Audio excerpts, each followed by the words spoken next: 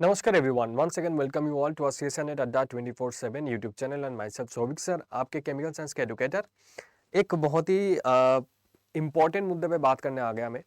तो जी हाँ, आपको थंबनेल देख के पता चलिए गया होगा कि सीएसएनएट दिसंबर 2024 के लिए कि आपको मास्टर डिग्री होना ज़रूरी है, मास्टर डिग्री और मास्टर्स होना ज़रूरी है, या फिर अगर मास्टर्स नहीं हुए तो क्या आप लोग एलिजिबल रहोगे, या फिर अगर आप लोग बीटेक किए होंगे या फिर बीएससी किए होंगे तो क्या आप लोग एलिजिबल होने वाले हो कि नहीं, इसी के ऊपर मैं बात करने वाला हूँ। तो अगर आप लोग सीएसआर नेट एग्जामिनेशंस देने का सोच रहे हो तो इस वीडियो को जरूर एंड तक जरूर देखिएगा।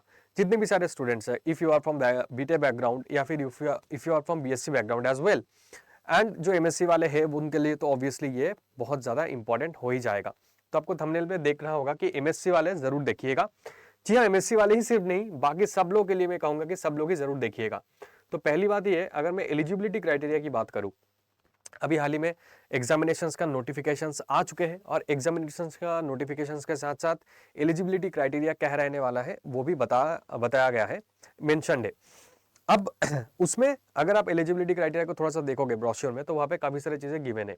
पहली क्राइटेरिया तो ऑब्वियसली अगर आपने एमएससी किया है तो definitely you are going to be eligible, लेकिन आपके पास 55% मार्क्स होना जरूरी है। और अगर आप SC ST OBC अगर मतलब कोई भी रिजर्वेशन कैटेगरी से हो तो आपको एटलीस्ट 50% मार्क्स होना जरूरी है। तो ये मेरा पहला जो है फर्स्ट जो लाइन और फर्स्ट जो पैराग्राफ है उस पैराग्राफ में ये मेंशन है। तो जनरल अनरिजर्व्ड और जनरल ईडब्ल्यूएस कैंडिडेट्स, उसके लिए अगर मास्टर्स डिग्री में या फिर इक्विवेलेंट एग्जामिनेशंस में है तो आप लोग एलिजिबल रहेंगे, ये तो सबको पता है। दूसरा ये है कि अगर आप candidates who are pursuing their MSc degree, मतलब आप मास्टर्स डिग्री परस्यू कर रहे हो और इक्विवेलेंट कोर्स और candidate who have appeared for their qualifying master degree, मतलब आप लोग सेकेंड ईयर के फाइनल एग्जामिनेशंस दे चुके हो तो यू आर एलिजिबल। लेकिन आपको यहाँ पे ये चीज बोला गया है कि still awaited or candidates whose qualifying examinations have been delayed may also apply for the test. However, such candidates will be admitted provisionally and shall be considered for the eligibility for NET only after they passed their master degree or equivalent examinations with at least 55 marks.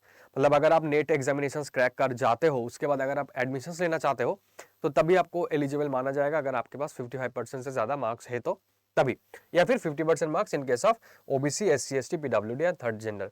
So such candidate must complete their masters degree और equivalent examinations. यहाँ पे मैं focus करना चाहूंगा within 2 years from the date of net result with required percentage of marks, failing which they shall be treated as disqualified.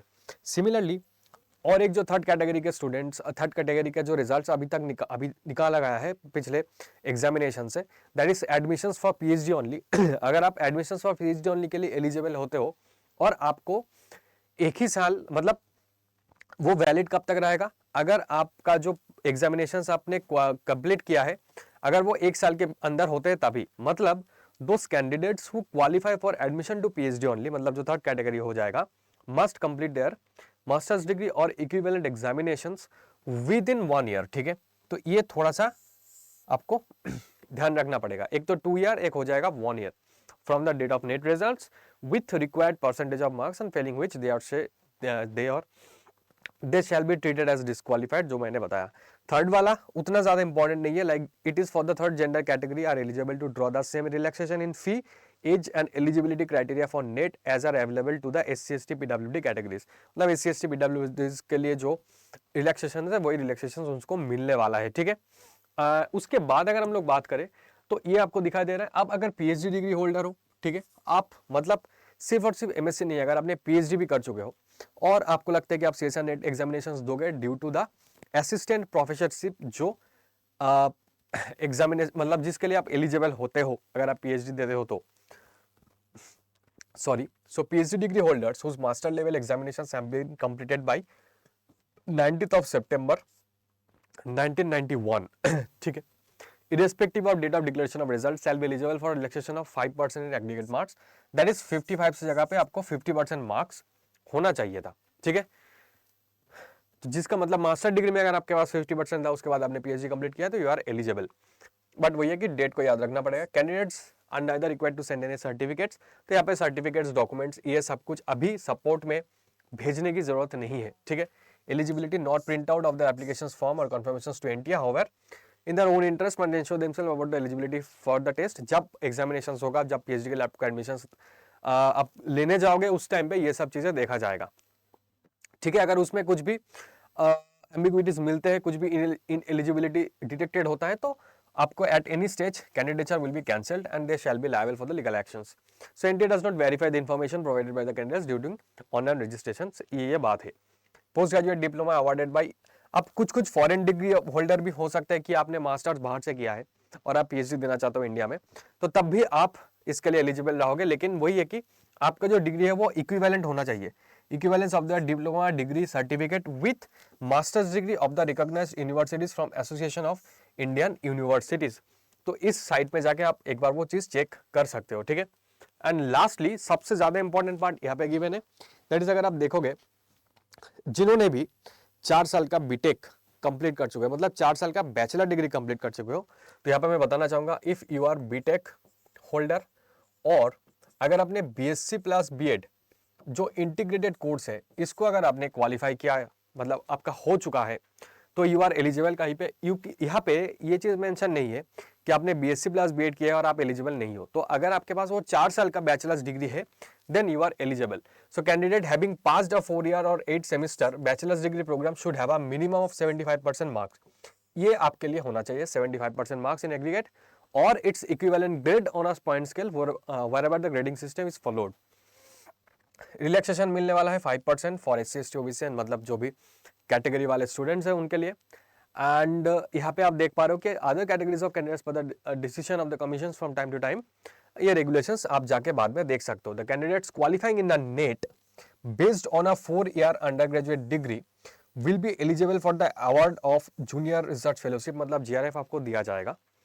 And for admission to the PhD, ठीक है, मतलब आप इसके लिए एलिजिबल हो जाओगे। But candidates qualifying in the NET based on a 4 year undergraduate degree will not be eligible for appointment at assistant professor, मतलब आप असिस्टेंट प्रोफेसर तो नहीं बन सकते, लेकिन आप JRF as well as PhD के लिए एलिजिबल हो जाओगे अगर आपके पास ये 75% मार्क्स हो है एंड आपने नेट क्वालिफाई किया है तो।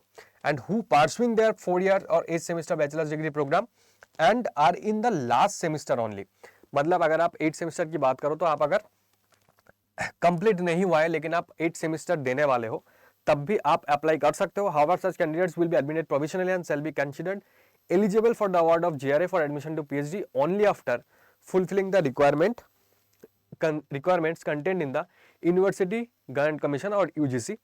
तो और क्या रहेगा, so procedures for award for PhD degree regulations within 2 years, मतलब 2 साल के अंदर ये होना चाहिए। And if qualified for the award of GRF within 1 year qualified for the admissions PhD only. So from the declaration of the net results, failing which they shall be treated as disqualified. तो मतलब अगर आप पार्सविंग हो और एकदम last semester में भी हो तब भी आपको एलिजिबल माना जाएगा अगर आप वो कंडीशंस जो है वो फुलफिल कर रहे हो तभी, ठीक है। एंड उसके साथ साथ the candidates with a 4 year bachelors degree programme are allowed to appear in a subject. अब यहाँ पे मेन चीज क्या है कि अगर आपने 4 साल बैचलर्स डिग्री किए हो और आपको पीएचडी करना है, मान लीजिए कि आपने बैचलर्स किया है मैथमेटिक्स से बट आपको पीएचडी करना है केमिस्ट्री से, तो क्या आप एलिजिबल रहोगे? जी हाँ, आप उस पेपर को फिल कर सकते हो एंड उस पेपर के लिए आप एलिजिबल हो जाओगे। मतलब इरेस्पेक्टिव ऑफ योर सब्जेक्ट्स आप पीएचडी के लिए या फिर सीएसआर नेट के लिए कोई भी सब्जेक्ट चूज कर सकते हो, ठीक है। वही यहाँ पे लिखा है कि candidates with a 4 year bachelor degree programme are allowed to appear in a subject, जो भी कोड आपका वगैरह सब कुछ यहाँ पे गिवन है, which they want to pursue a PhD irrespective of the discipline in which they have obtained a 4 year bachelor's degree। तो आई होप आपको ये सारे पॉइंट्स क्लियर हो गया होगा। अगर कुछ भी पॉइंट्स क्लियर नहीं हुआ है तो प्लीज डेफिनेटली कमेंट बॉक्स पे जरूर कमेंट करके बताइएगा।